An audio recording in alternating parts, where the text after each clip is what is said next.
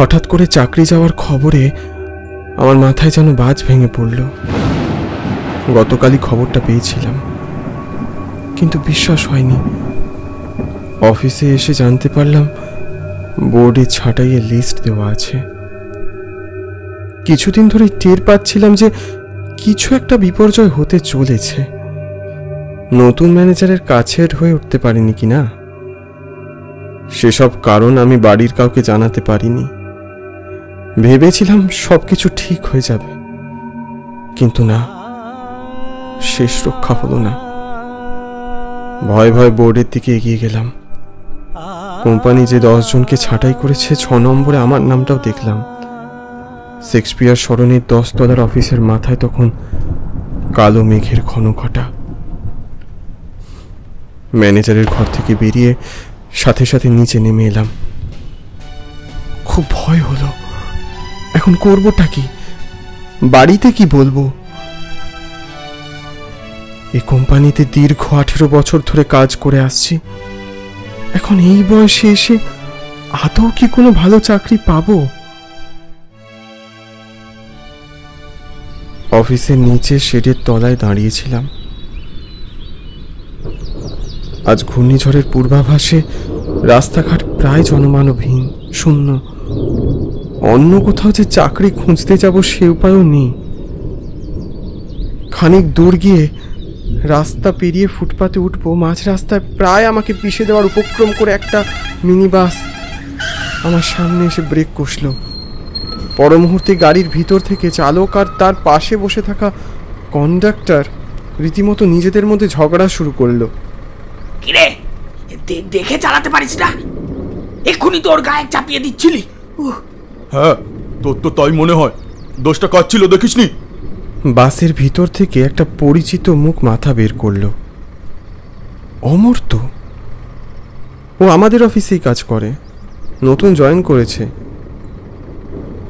কিন্তু ওই বাসে কি করছে বুঝতে পারলাম না। আরে বোধিসত্ত্বদা, এই ঝড় বৃষ্টিতে দাঁড়িয়ে কি করছো? আজ তো অফিস নেই। উঠে এসো, উঠে এসো। তা তুমি কোথায় যাবে? ওই হাজরা যাব। উঠে এসো না, নেমে যাবে কাছাকাছি। বাসে উঠে অমর্ত্যর পাশে গিয়ে বসলাম। অমর্ত্যর ওই মুখটা দেখলে মনটা বড় খুশি হয়ে যায়। আজও তার ব্যতিক্রম হলো না। ও আমার অফিস জীবনে হঠাৎ পাওয়ার টাটকা হাওয়ার মতো। আরে বসো বসো বোধিসত্ত্বদা, বসো। তা কি খবর বলো? এই চলে যাচ্ছে ভাই। তুমি এই বৃষ্টির দিনে আজকে কোথায় বেরিয়েছ? অফিসে তো নিশ্চয়ই আসোনি।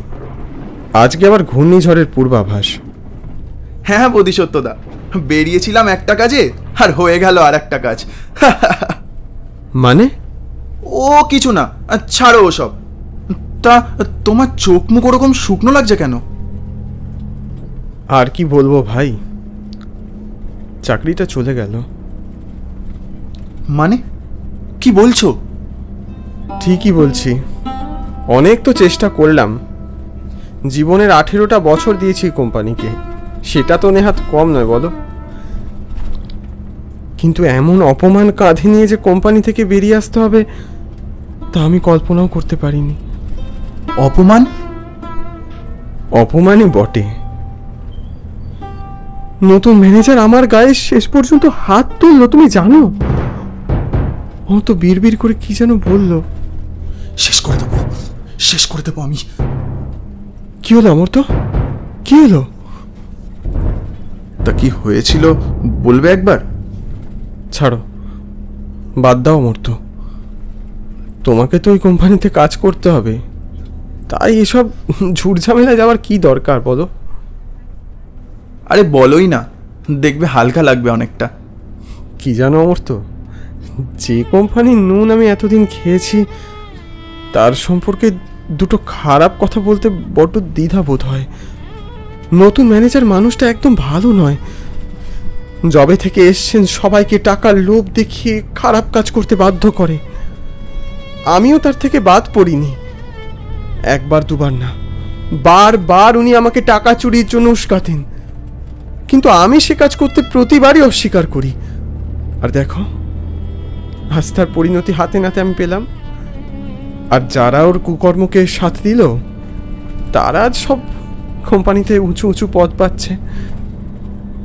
অমর্ত্য নির্লিপ্ত দৃষ্টি নিয়ে বলল, ও আজ আপনার সাথে কি কি করেছে মনে আছে? কেন মনে থাকবে না?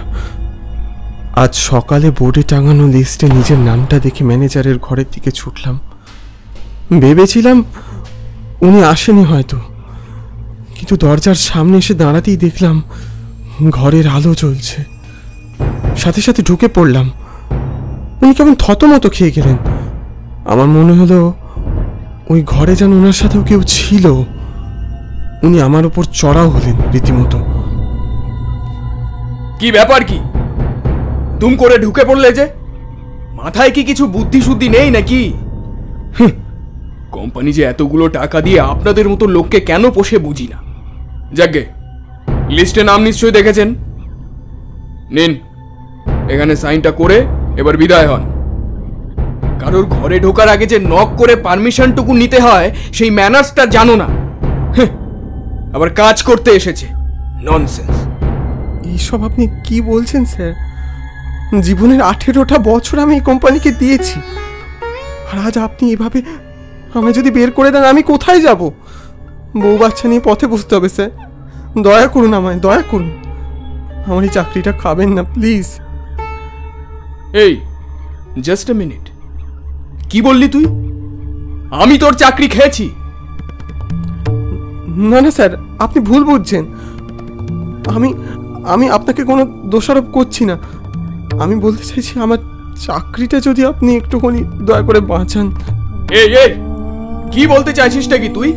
হ্যাঁ, আমার নামে বদনাম? যত বড় মুখ নয় তত বড় কথা।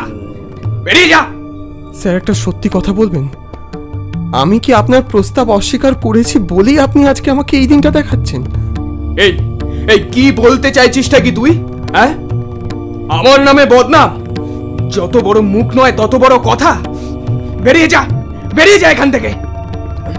বেরিয়ে যা, বেরিয়ে যা বলছে, এক্ষুনি বেরিয়ে যা। চল, বেরো এখান থেকে। উনি আমাকে রীতিমতো ঘর থেকে ধাক্কা দিয়ে বের করে দিলেন। আমি জানি না অন্যদের সাথে উনি কি ব্যবহার করেছেন, তবে যাই হোক, একদিন উনি ঠিক বিচার পাবেন। একদিন নয়, আজই।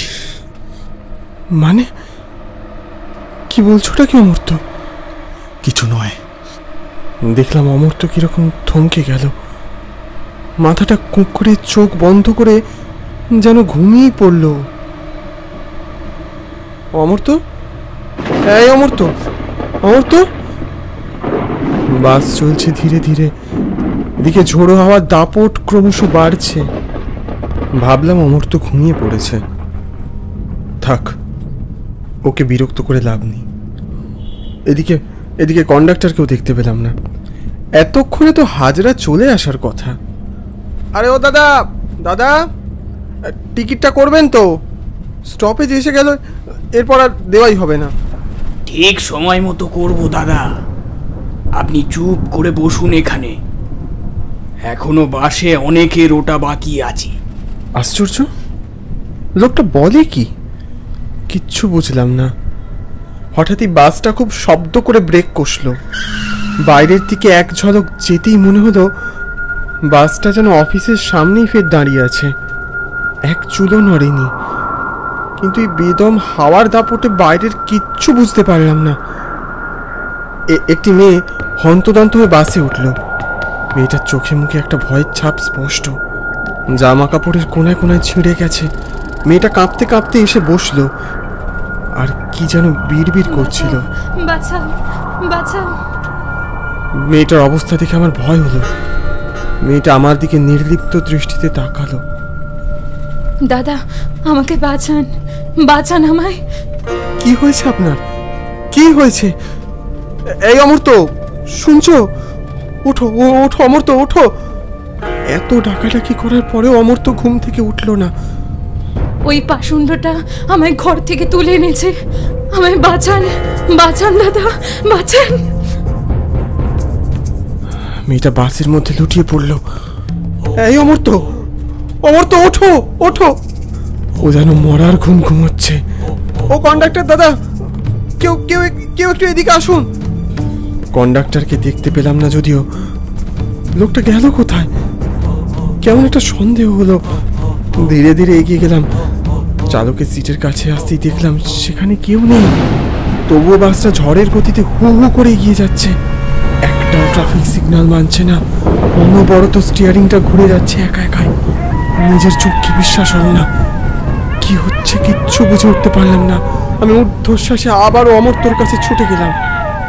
অমর্ত্য, এই অমর্ত্য! অমর্ত্য পলকে চোখ খুলল। সে চোখ ভয়ানক রক্তাভ, সারা গায়ের চাকার থেতলানো দাগ আর রক্ত। আমার দিকে ফিরেও বলল, অধিসত্যদা, তুমি প্রতিশোধ নেবে না? তোমার শরীরে এরকম রক্তের দাগ করতে গেল? এ কি অবস্থা হয়েছে অমর্ত্য তোমার শরীরের? চারদিক ছিন্ন ভিন্ন, কি করে এসব এভাবে কেটে গেল তোমার সারা শরীর?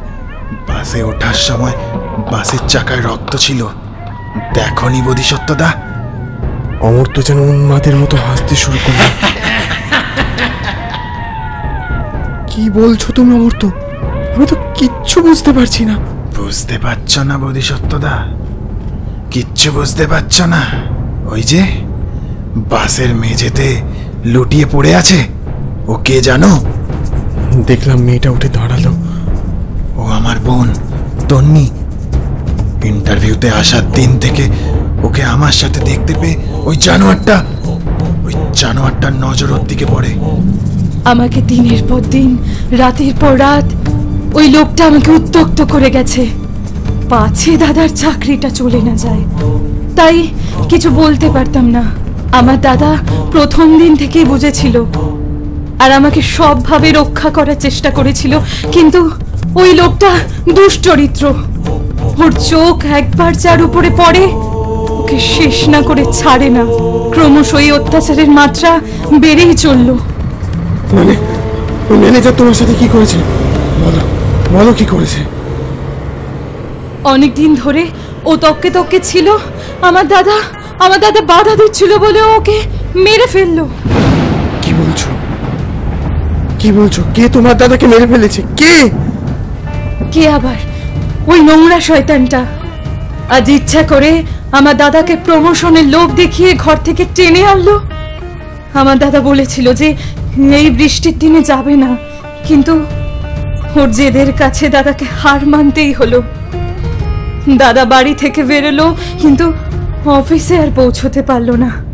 পথেই বাসটাকে ফিট করে এনেছিল আমার দাদাকে পিষে মেরে ফেলার জন্য। আর ঠিক তাই হলো। কি বলছোটা কি তুমি? কি বলছো? ও একদম ঠিক বলছে বোধিসত্যদা। এখানেই শেষ নয়, ও আমার একমাত্র বোন তন্নির ওপর চরম অত্যাচার করে ওকে নির্মমভাবে খুন করেছে। আমাদের আর কি, এক গাদা টাকা দিয়েছিল ওই ছেলেটাকে মারবার জন্য। হ্যাঁ, ধম্মের কল বাতাসে নড়ে, ওকে মারলাম। তারপর দেখি বাসের ব্রেক ফেল, সোজা গিয়ে বাস ল্যাম্প পোস্টে ধাক্কা খেলো, আর সাথে সাথেই আমাদের ভবলীলা সাঙ্গ। এখন আর সময় নেই দাদা। ওই দেখো, অফিসের সামনে ম্যানেজার সত্যব্রত দাঁড়িয়ে আছে। ওকে এই বাসের চাকার তলাতেই ঢোকাবো। আনন্দ করো, উল্লাস করো। বাস অফিসের রাস্তা দিয়ে এগিয়ে চলেছে ক্রমশ। ঝড়ের গতিতে বাস এগোচ্ছে, আর সামনে দাঁড়িয়ে আছে ম্যানেজার সত্যব্রত। আমি চিৎকার করে উঠলাম, বাস থামাও, বাস থামাও! চোখের সামনে ভাবে কারোর মৃত্যু সহ্য করা যায় না। বাস থামলো না, সবাই চিৎকার করে উঠলো। ওদের দেহ বিভৎস, করাল। ভয় চোখ বন্ধ করে ফেললাম। বাসের গো গো শব্দ, প্রচন্ড ঝাঁকুনিতে আমার মাথা ঘুরতে লাগলো। বিকট শব্দ করে বাসটা ধাক্কা খেলো। তারপর সব নিশ্চুপ। কি হলো আমার সাথে আমি কিচ্ছু বুঝতে পারলাম না। এসব সত্যি নাকি আমার ভ্রম, তা আমি কিচ্ছু বুঝতে পারিনি। যখন চোখ মেললাম, ঝাপসা চোখে দেখলাম একটা ল্যাম্পপোস্টের গায়ে তোবড়ানো একটা বাস। সেখান থেকে গল গল করে ধোঁয়া বেরোচ্ছে। কানের পাশে কেউ যেন ফিস ফিস করে বলল, চিন্তা করো না দাদা, তোমার চাকরিটা ঠিক থাকবে। আমার জায়গায় তুমি কাজ করবে।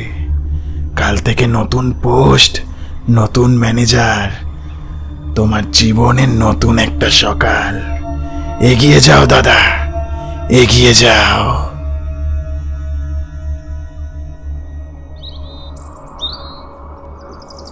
এ আমার জীবন এক নতুন সকাল, যার উদয় শুধুমাত্র তোমার দান অমর্ত্য। সবকিছু যেন আগের মতো সুন্দর গোছানো, সবকিছু ঠিক হয়ে গেল। কিন্তু এই সাজানো পৃথিবীতে অমর্ত্যর মতো একটা সুন্দর মানুষের অভাব রয়ে গেল। হয়তো এভাবেই হাজার হাজার অমর্ত্য আর তন্বীরা হারিয়ে যায়, রহস্য হয়ে থেকে যায় ওদের বলিদানগুলো আর হারিয়ে যাওয়ার গল্পগুলো।